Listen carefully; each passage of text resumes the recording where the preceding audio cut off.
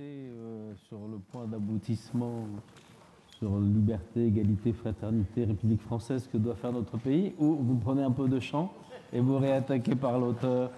Non, mais je veux bien commencer par liberté, égalité, fraternité, parce que c'est quand même au cœur de toute la réflexion qui a lieu actuellement en Asie, aux États-Unis et en Europe sur ce fameux concept d'Indo-Pacifique qui est en train de se mettre en place et qui en partie repose sur cette idée de valeurs communes qui sont essentiellement les nôtres, celles des démocraties, alors on peut dire libérales ou autres, mais en tout cas des régimes démocratiques que ne sont ni la Chine, la République populaire de Chine, ni bien entendu la Corée du Nord. Et on voit bien se mettre en place cette idée d'une communauté d'intérêts entre des démocraties et surtout ce qui est fascinant en Asie, c'est cette capacité que certains pays ont eue à se démocratiser. La Corée du Sud est un exemple parfait. Taïwan, qui n'est pas un pays officiellement, mais enfin qui a connu le même modèle de démocratisation. Beaucoup de pays d'Asie du Sud-Est, même s'il y a des limites.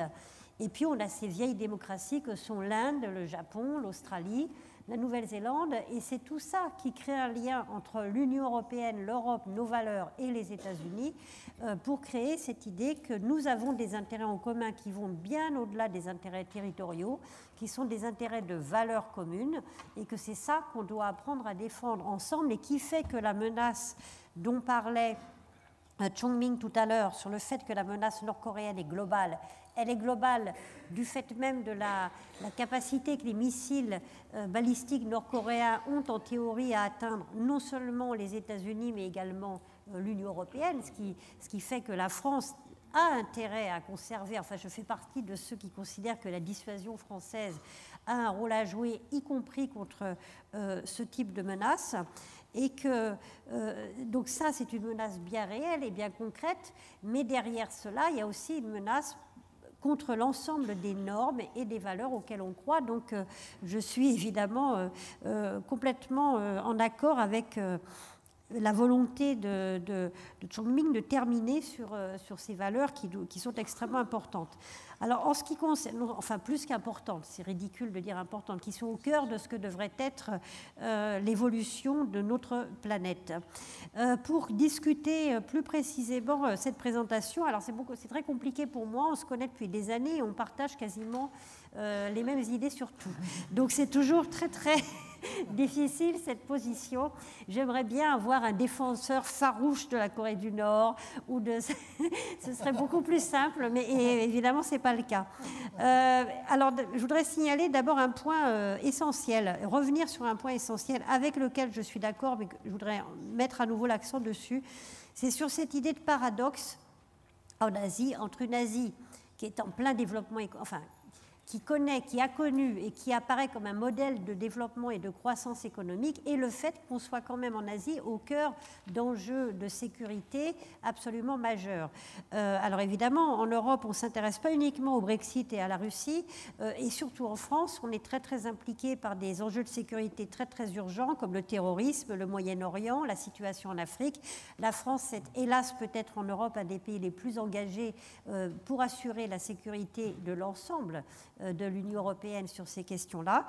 Mais c'est vrai qu'en Asie aussi, on a des enjeux que tu as mentionnés, qui sont absolument majeurs de sécurité, dont on n'a pas toujours conscience, puisqu'on a cette vision d'une Asie en plein boom économique et qu'on ne voit pas ce qui existe derrière.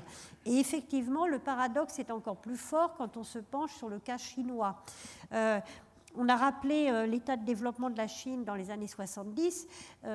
Pour ceux qui sont assez vieux, et c'est mon cas, pour se souvenir de ce qu'était la Chine à la fin des années 70, eh bien, il faut se souvenir que la Chine, sortant de la révolution culturelle, après la mort de Mao Zedong et avant les réformes, c'était tout à fait comme la Corée du Nord aujourd'hui. C'est un pays totalement fermé, un taux de croissance quasiment inexistant, des famines qui avaient été terribles quelques années auparavant.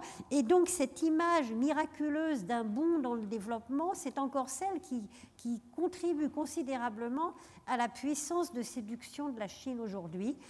Pour les très jeunes, évidemment, ça n'est pas le cas, mais pour ceux qui ont vécu cette période d'une Chine totalement fermée, on est encore ébahi de voir la Chine s'ouvrir, se développer, devenir quasiment capitaliste, alors qu'en réalité, ça reste un régime essentiellement léniniste dans sa construction politique. Mais ce qui est vrai, c'est que la croissance économique en Chine s'est réduite, mais reste extrêmement importante, et qu'en termes d'image, cette puissance de séduction ou de persuasion de la Chine repose encore en grande partie sur cette image d'une très forte croissance économique et donc des opportunités que cette croissance offre à tous les voisins de la Chine, à commencer par la Corée du Sud, mais également à l'ensemble du monde, avec le symbole de cette capacité de séduction, c'est cette fameuse route de la soie qui est mise en place et qui étend ses tentacules, c'est plus une route, c'est une sorte de bol de nouilles mondial qui atteint l'Arctique, le Pacifique, l'Afrique, l'Amérique latine, l'Europe évidemment, l'Asie du Sud-Est, mais enfin ça montre cette volonté de la Chine de se présenter comme une opportunité et porteuse de nouvelles normes pour l'ensemble du monde. Et en même temps, comme on l'a vu, comme on l'a dit, la Chine est au cœur de la totalité des problèmes de sécurité qui existent en Asie aujourd'hui. Mer de Chine du Sud, mer de Chine orientale, les relations avec l'Inde qui sont compliquées.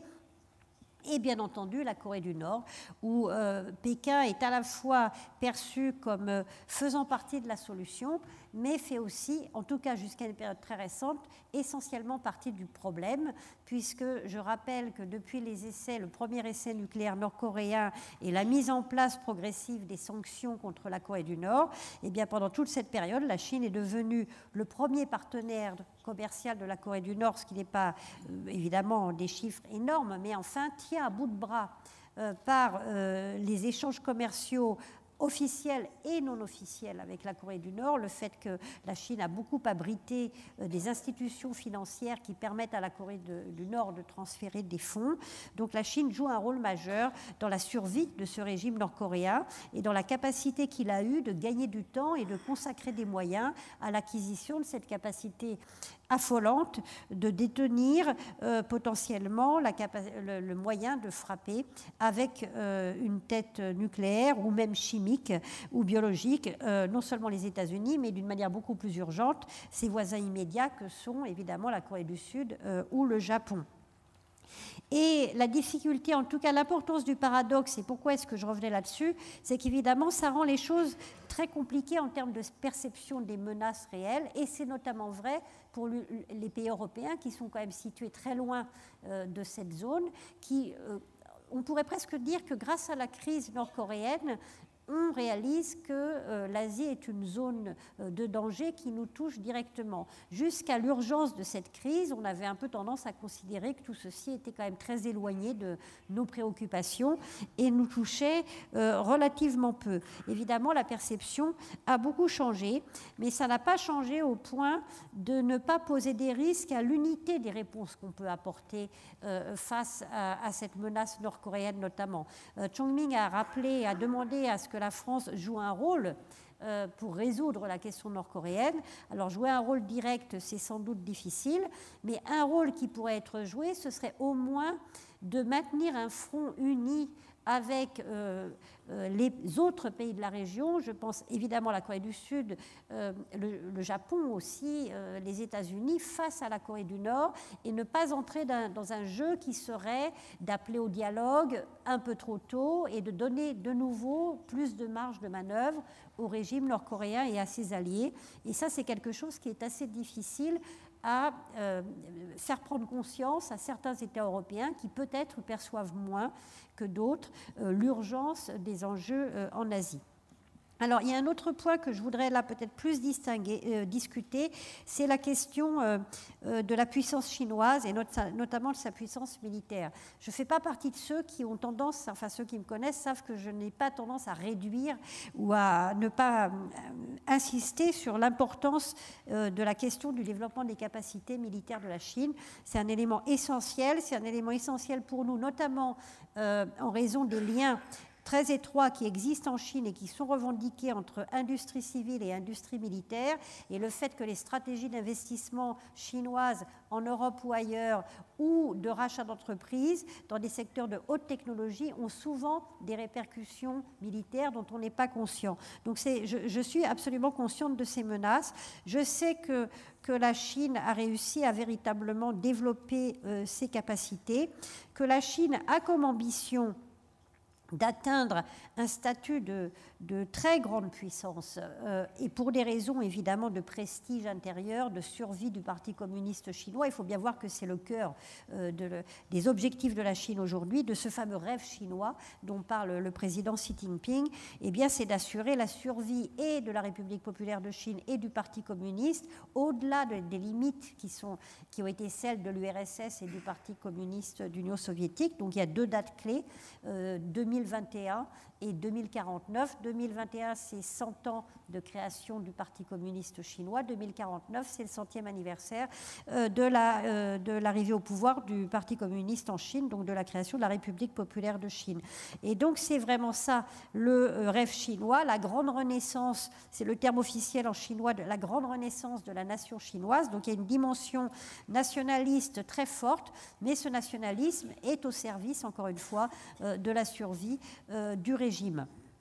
Et l'idéal, évidemment, pour Pékin, le prestige qui pourrait être atteint, c'est celui d'être reconnu comme la première ou la deuxième grande puissance dans le monde aux côtés des États-Unis, pourquoi pas la première, dans une sorte de revanche sur l'histoire, sur ce narratif permanent, sur le siècle d'humiliation que la Chine aurait subi, donc dans une sorte de retour à la normale, qui serait le retour à une domination de la puissance chinoise, au moins dans sa zone, et qui est un scénario évidemment qui n'est pas du tout acceptable par les voisins de Pékin, à commencer par la Corée qui a subi, on nous l'a expliqué, pendant des siècles la bienveillance tutélaire de l'Empire de Chine sur les États tributaires dont faisaient partie les différents royaumes de Corée. Et en même temps, derrière cette image de très grande puissance, on l'a rappelé également, la Chine fait face à des difficultés considérables. Première difficulté, c'est que ce n'est pas tellement la réduction, le ralentissement de l'économie qui a considérablement ralenti, c'est la difficulté pour le régime sans changer, puisque l'objectif est justement de rien toucher de vital au fonctionnement du système, mais d'arriver à une transition économique. Et les deux en même temps sont très très compliqués à mettre en place et c'est au cœur des difficultés que la Chine connaît aujourd'hui. Et par ailleurs, on l'a vu, la Chine développe ses capacités militaires, je ne détaille pas ça parce qu'il y aura une séance consacrée à ça, mais en revanche, pendant ce temps-là, les États-Unis, les voisins de Pékin, le Japon notamment, qui a changé sa politique de défense récemment, développent également leurs capacités. Donc peut-être que je serais un peu moins, alors je ne sais pas si le mot optimiste convient, mais en tout cas un peu plus, j'aurais tendance à peut-être un peu plus relativiser la capacité de la Chine à véritablement émerger comme la première puissance militaire y compris en Asie et surtout face aux États-Unis. Alors tout ça, évidemment, dépend de la confiance qu'on peut accorder à la puissance américaine et c'est un des enjeux majeurs en Asie aujourd'hui. La confiance à l'égard des États-Unis qui a été évidemment fortement bousculée depuis l'élection de Donald Trump, même si on peut reconnaître que le voyage dans la région qui a été très long du président Trump il y a quelques semaines, s'est plutôt bien passé pour rassurer les alliés. Et la deuxième confiance essentielle, et ça on en a moins parlé, c'est évidemment entre les alliés américains dans la zone. Et là je pense notamment, c'est peut-être une question qu'on pourra creuser, quid des relations entre la République de Corée, donc la Corée du Sud, et le Japon, qui sont quand même les deux principaux alliés des États-Unis dans la région, et on voit bien que les tensions fondées sur des questions historiques, mais pas uniquement, restent importantes et pourraient fragiliser ce système d'alliance face à la Corée du Nord et face à la Chine. Ça, c'est une question qui, à mon avis, est absolument essentielle. Et enfin, pour terminer, les relations de la Chine avec la Corée du Nord on dit souvent que la Chine n'abandonnera jamais la Corée du Nord, a besoin de cet État tampon. C'est très largement vrai, je pense, sur le fond. Ceci dit, je pense qu'il y a maintenant un débat en Chine sur l'avantage de garder des liens aussi étroits avec un allié. C'est un allié au terme techniquement, il y a un accord de défense et d'alliance militaire qui existe encore entre la Chine et la Corée du Nord, mais enfin c'est un allié qui pose de plus en plus de problèmes, pas tellement à cause de la nucléarisation, les Chinois se sentaient en tout cas jusqu'à récemment très peu menacés par ça, mais tout simplement parce qu'il attire l'attention de la puissance américaine sur la zone, une zone essentielle pour Pékin, alors que l'objectif de la Chine est au contraire de faire en sorte que les États-Unis s'en éloignent le plus rapidement possible. Donc dans ce sens-là, ça devient très problématique. Et c'est pour ça que moi je considère que, évidemment, une guerre ou des frappes préemptives ou préventives sur le territoire nord-coréen et le risque d'un conflit dans la péninsule coréenne, c'est quelque chose qu'on ne peut pas envisager avec optimisme ou sans prendre en compte les conséquences terribles qui pourraient en résulter pour la population, notamment de Séoul. Ceci dit, le discours de sanctions maximum qui est celui des États-Unis et du Japon d'ailleurs, assorti de menaces de frappe, plus d'une apparence, enfin, est-ce une apparence, est-ce la réalité, peu importe, d'une image d'irrationalité qui n'est plus uniquement du côté nord-coréen, mais qui est aussi maintenant du côté du président Trump, je me demande si ça n'est pas ça qui finalement a joué un rôle positif pour amener non seulement la Corée du Nord à peut-être réfléchir avant de poursuivre une stratégie de provocation permanente qui pourrait amener des frappes américaines sur son territoire et qui donc aurait de fortes chances en tout cas de sérieusement ébranler le régime nord-coréen, mais surtout des pressions indirectes en passant par Pékin, la Chine n'ayant aucun intérêt et aucune envie de voir un conflit à ses portes, avec un risque d'explosion du système nord-coréen qui serait totalement incontrôlé et où elle aurait un rôle minimum à jouer. Donc on peut aussi considérer que parfois manier l'image de la folie ou de l'irrationnel, même si ça n'est pas l'objectif réellement qui serait mis en place, eh bien, peut jouer un rôle pour peser sur la prise de décision de régimes qui eux-mêmes n'ont jamais hésité à utiliser ces moyens pour tenter d'aboutir à leurs objectifs. Donc voilà les quelques remarques que je voulais faire pour accompagner la présentation de Chong-Ming. Je vous remercie. Merci, madame.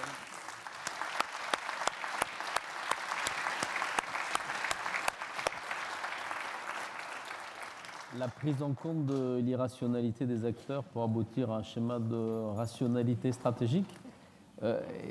Au fond, est-ce que c'est pas ça que recherche finalement la Corée du Nord ? Et quelle est sa possibilité de médiation entre deux formes d'irrationalité ? Celle de son voisin, qui est quand même la plus terrible et la plus manifeste, et puis l'autre, qui a quand même été, je dirais, certaines formes d'hésitation autour de l'administration Trump, qui, avant justement ce voyage en Asie, avait jeté du trouble en tout cas. Donc, qu'est-ce qui s'est passé là, dans cette séquence de la rationalisation et notamment dans le travail de Séoul pour ramener sur un terrain extrêmement périlleux, difficile, des bases qui évitent les appels à la guerre, qui recherchent des solutions de paix. Quel pourrait être d'ailleurs le débouché d'un accord ? On voit bien ce qui a été tenté avec l'Iran et la communauté internationale. Qu'est-ce qui pourrait être tenté sur cette première base où vous avez été quand même la partie tiers pour échapper à deux formes d'irrationalité ? Chong-Ming, avant que je te livre aux interrogations de la salle. Hein.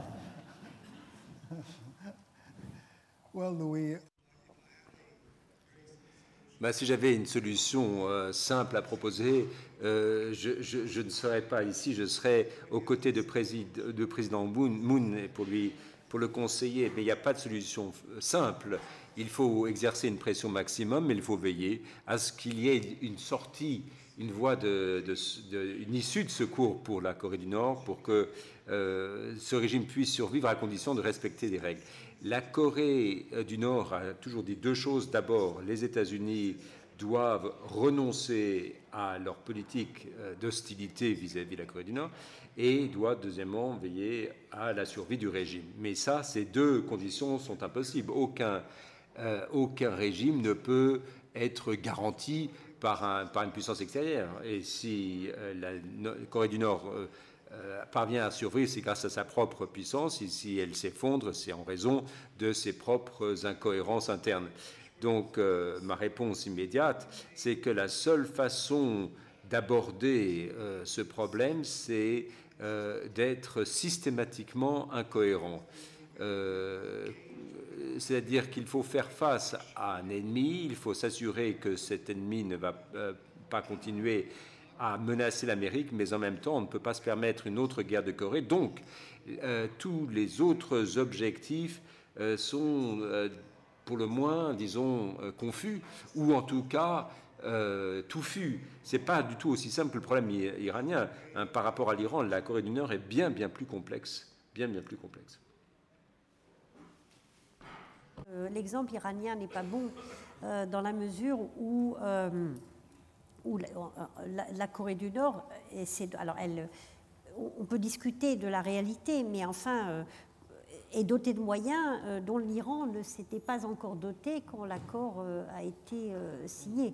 La Corée du Nord aujourd'hui déclare et est considérée par certains comme une puissance nucléaire, disposant de missiles balistiques intercontinentaux qui lui permettent en théorie de s'approcher très sérieusement du territoire américain, européen, et doté de missiles à moyenne portée qui, encore une fois, lui permettent d'ores et déjà de frapper le territoire et les intérêts américains, soit sur le territoire japonais ou même directement le territoire japonais en tant qu'allié des États-Unis et évidemment la Corée du Sud, ça depuis très longtemps. Donc on n'est pas du tout dans la même situation. La situation aujourd'hui, ce serait de demander à la Corée du Nord d'abandonner ses capacités nucléaires. Le régime tel qu'il existe ne le fera pas. Simplement, ce type de régime n'a jamais été éternel non plus. Donc on ne peut pas non plus exclure une évolution, y compris régionale, y compris en liaison avec l'évolution de la Chine elle-même, de ce que deviendrait le système chinois. Là aussi, il n'y a pas eu de transition politique, il y en aura sans doute un jour. Donc tout ça sera sans doute une réaction en chaîne, mais pas dans le vide comme ça. On n'obtiendra pas par des négociations la dénucléarisation de la Corée du Nord, je pense.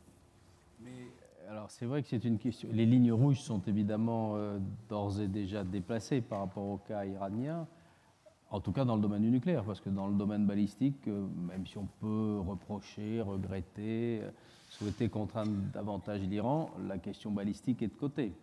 Là, je dirais, d'un point de vue nucléaire, quel serait le gel, j'allais dire, du stade ultime qui serait négociable en termes de mise de contrôle, d'inspection.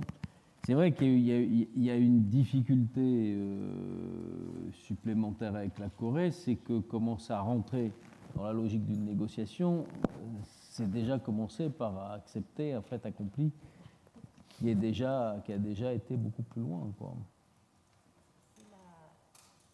L'un ou l'autre. C'est la question majeure de négocier avec la Corée du Nord, en fait, quelle que soit la réalité. C'est-à-dire qu'effectivement, peut-être qu'il y aura des éléments à mettre en place qui seraient publics ou non publics sur ce qui est acceptable ou non dans une éventuelle négociation.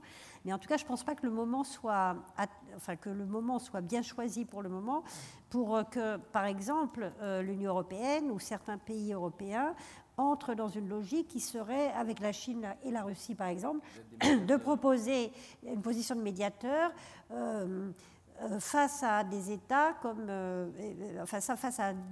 la Corée du Nord, qui pour le moment, sans avoir aucun moyen de pression, qui pourrait imposer une véritable vérification, un véritable freeze, et qui passerait, comme vous le dites, par une reconnaissance implicite du statut de puissance nucléaire de la Corée du Nord. Et ça, je pense que ça ne serait pas de bonne stratégie, en tout cas pour le moment. Mais voilà. Alors, Alors, Chongming, cela dit, les calendriers qu'évoquait Valérie sont des calendriers très lointains, si on en croit ce que tu indiquais sur la difficulté d'envisager un collapse immédiat de la Corée du Nord, sur la consistance du régime, sur son côté à survivre même rustiquement et à détourner toutes ses capacités pour son effort de guerre. L'évolution de la Chine, là encore, hein, les ouvertures intérieures de la Chine. Donc, si ces calendriers sont si lointains, qu'est-ce qu'il y a au milieu entre une négociation qui ne peut pas commencer et des solutions qui sont tellement lointaines qu'on va devoir vivre quand même un problème et un danger très considérable? Well, you know, there's a very good friend. Vous savez, j'ai un ami, c'est un ancien général des forces armées japonaises, Yamaguchi, Nomoro Yamaguchi, Caroline le connaît également. Et il m'a dit, il y a de nombreuses années à Hawaï, que les Américains, les Sud-Coréens, les Japonais ont vu tellement de lignes rouges que c'est devenu un tapis rouge. C'est-à-dire qu'à chaque fois qu'on dit, voilà, si la Corée du Nord fait ceci, ben on fera ça. Donc, mais la Corée du Nord a franchi la ligne rouge, on a tracé une nouvelle ligne rouge. Maintenant, on a un véritable tapis rouge. Non, maintenant, on a vraiment une grosse ligne rouge. Pourquoi? Parce que pour la première fois, comme je l'ai dit, la Corée du Nord, enfin, les Nord-Coréens ont des ICBM, des missiles intercontinentaux qui pourraient effectivement atteindre les États-Unis. Donc, la première chose à faire, c'est de convaincre Donald Trump de ne pas prendre de mesures militaires hâtives. Il y a deux signaux forts à envoyer. D'abord, un signal très clair destiné à la Chine et à la Corée du Nord, à savoir que si la Corée du Nord fait quoi que ce soit d'intempestif, elle en subira les représailles militaires des États-Unis, et cette menace doit être complètement crédible. Donc là, évidemment, c'est le président chinois qui doit comprendre et de dire à la Corée du Nord que si celle-ci fait quelque chose de stupide, par exemple envoyer un missile nucléaire, même à titre d'essai, les États-Unis vous détruiront avec leurs propres armes nucléaires. Où il y a un signal dans l'autre sens. Le casus belli, il est là, quoi. On n'a pas la solution de la paix, mais on a ce qui est le casus belli. Yes, but oui, mais pour autant, la menace doit être très claire. Ça, c'est la première chose. Et deuxièmement, il faut convaincre nos partenaires et nos alliés dans la région que nous voulons rechercher une solution pacifique. Personne ne recherche la guerre dans la péninsule coréenne, donc il faudra exercer des sanctions judicieuses. À titre d'exemple, la Corée du Nord gagnait beaucoup d'argent avec les produits de contrefaçon, la vente d'armes, de drogue, la traite des êtres humains, qui représente quelque chose comme 300 millions de dollars par an. Et vous avez du travail forcé, de l'esclavage, aux limites de la frontière avec la Russie et d'autres régions qui travaillent notamment dans l'industrie du bois. Et alors Kim Jong-un n'a plus ses ressources, en tout cas beaucoup moins qu'avant. Et pourquoi est-il essentiel d'avoir des devises? Parce qu'évidemment, c'est ces devises qui lui permettent de payer son programme militaire et de payer les salaires de l'élite militaire et politique. Et lorsqu'il n'y aura plus de devises, eh bien là, évidemment, le soutien envers le régime va s'affaiblir. Donc, alors, nous ne sommes pas encore entrés au stade secondaire des sanctions, mais il me semble que la menace d'une attaque militaire doit, bien entendu, être entendue par la Corée du Nord, mais le vrai message, c'est qu'il y aura d'autres sanctions plus dures qui frappent là où ça fait mal. Et là, les Nord-Coréens devront comprendre que l'on ne peut pas maintenir en place un régime sans avoir des devises fortes. Et la richesse de Kim Jong-un était de l'ordre de 300 milliards de dollars. Pardon, 3 milliards de dollars, pas 300. C'est quand même pas mal. Alors, vous avez le président de ce pays qui vit comme un milliardaire, alors que la population est parmi les plus pauvres du monde. Donc cet écart entre une extrême pauvreté et cette extrême richesse est connu du peuple. Et là, c'est quelque chose qui doit nous interpeller, parce que la Corée du Nord a entre 5 et 6 millions de téléphones portables qui ne peuvent pas passer des appels internationaux, mais une fois qu'on sépare le régime, l'élite de la masse, vous aurez quand même une incidence plus durable. Mais enfin, je crois qu'il y a des questions dans la salle. Intervenir, c'est comme on avait un tout petit peu de temps avant que je leur passe la parole, ils ont quand même encore 3/4 d'heure. Une question peut-être, on a été surpris de voir la rapidité du progrès du programme de missiles. C'était quand même un pays qui était sous sanction, qui avait du mal à se procurer des moyens, des équipements, de la technologie, la lutte contre la prolifération. Donc, d'où vient l'appui extérieur, s'il y en a eu, ou est-ce que c'est vraiment on a été trompé et on n'aurait pas été capable de voir à temps ce qui allait expliquer des progrès extrêmement rapides en quelques mois, qu'on n'imaginait pas aussi rapides? Eh bien, si vous prenez l'histoire du programme de missiles balistiques nord-coréen, ça remonte aux années 60, où ils ont fait de l'ingénierie à rebours sur les missiles à courte portée russes. Comment ils ont obtenu la technologie ICBM? Beaucoup de cette technologie est venue de Chine, mais les aspects critiques sont venus aussi des interactions avec les Pakistanais. Et avec le réseau d'Akukan, ils ont pu obtenir beaucoup de matériaux du marché noir au vert. Et il y a eu un certain nombre de technologies duales que la Corée du Nord a pu obtenir des pays occidentaux. Et donc, ces 30 dernières années, ils ont travaillé très fortement à étendre la portée de leurs missiles. L'un des partenaires extérieurs critiques, malheureusement, selon nous, ce sont les scientifiques russes. Après l'effondrement de l'Union soviétique, beaucoup de ces spécialistes de fusées russes et soviétiques n'avaient plus de travail et malheureusement, un certain nombre d'entre vous ont trouvé un nouvel emploi en Corée du Nord. Et donc, la combinaison du réseau Akukan et aussi avec l'aide des anciens soviétiques spécialistes de fusées et aussi leurs propres travaux, ça permet d'accélérer le programme d'ICBM.